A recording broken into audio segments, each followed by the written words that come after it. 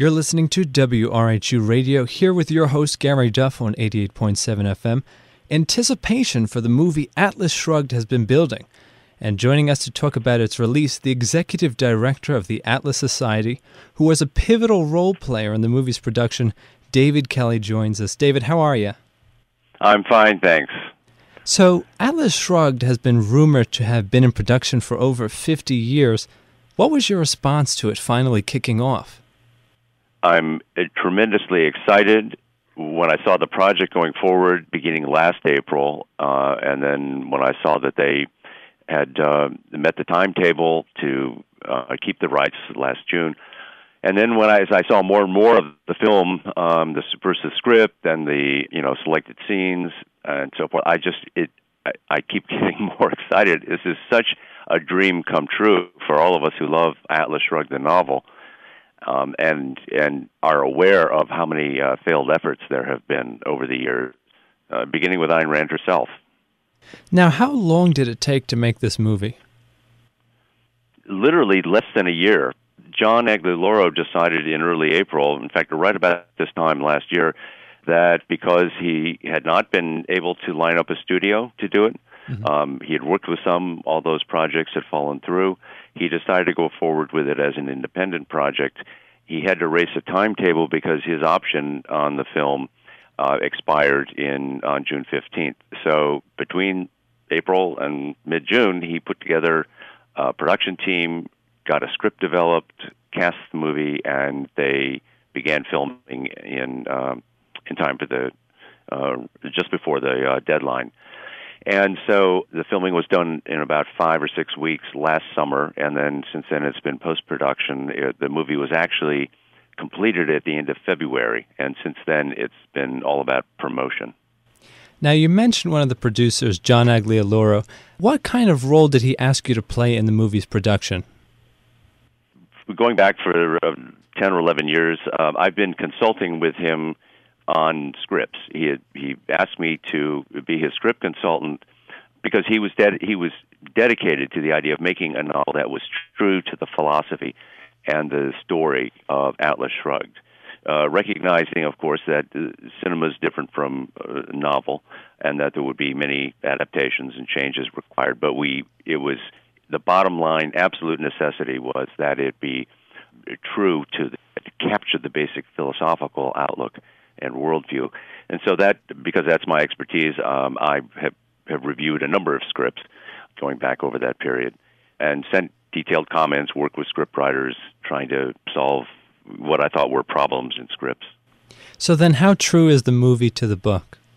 It's very close. Of all the scripts I've seen, this is the closest one. And it was by deliberate choice, really, partly because of the short timetable, they really didn't have an option to invent, to embellish or, take the story in a very different direction.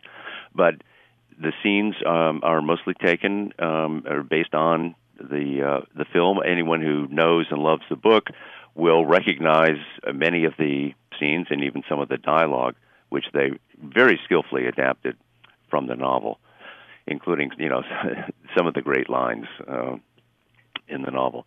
So it is very close. Now, what was your favorite part in working with the movie and some of these different players in the cast? Well, I was not out in Los Angeles for the filming itself. I spoke with a couple of the cast members here and there. I've met a number of them. But one of the things that I've enjoyed the most, I've been to various screenings that have been done, starting out in Los Angeles, where I met a number of the cast. They are so excited about this movie, most of them. They know that they have participated in something very special. It is special, and they appreciate that this is a great novel, a novel with huge impact, and they are the first to bring it to the screen. Was there any pressure from Hollywood not to release the movie? In this case, no. Hollywood had no, in other words, the major studios had no say as an independent project. There was nothing they could do. I understand from John that when they sent the script for this project last May, and when they sent it to the talent agencies and casting people, many of them did not want to send their actors there because they said we don't know what this is going to be like. It's an independent production. But in the past, there have been many, many projects in which, a subtle kind of pressure was put on the script to adapt it to the sensibilities of Hollywood people and actors. Mm-hmm. So, and those, we had to resist them. Now, do you think that's one of the reasons why, because there was a miniseries that was rumored to go on, do you think that's one of the reasons why that didn't get off? The most recent, there have been several miniseries projects. The most recent one was a project from Lionsgate. It was actually this second follow-on project that Lionsgate did, which came to a close early last year, early 2010. In the script for that one, I felt was so awful it was just unsalvageable. And I think I convinced John, and Lionsgate didn't seem to have a whole lot of interest in doing it. So that one fell out, and that's what put John in the position of having to go forward himself or let the option lapse, and who knows what would have happened then. Now, a bunch of the press has caught on to some of the people who might have played in the cast before we actually heard some of the people who are going to be in it now. Angelina Jolie and Brad Pitt showed some kind of interest in the movie. Do you know what happened with that? I know the general story.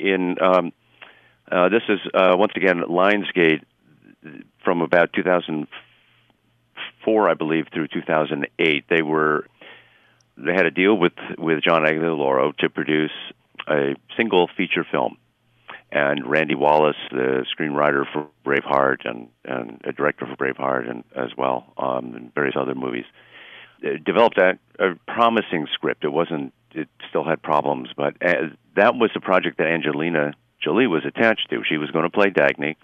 Because of her stature, she was not just on the cast, she was listed as an executive producer, and had the clout to insist that the script be acceptable to her, and that the director be acceptable. And those two conditions kind of dragged out. She didn't like this, she didn't like that.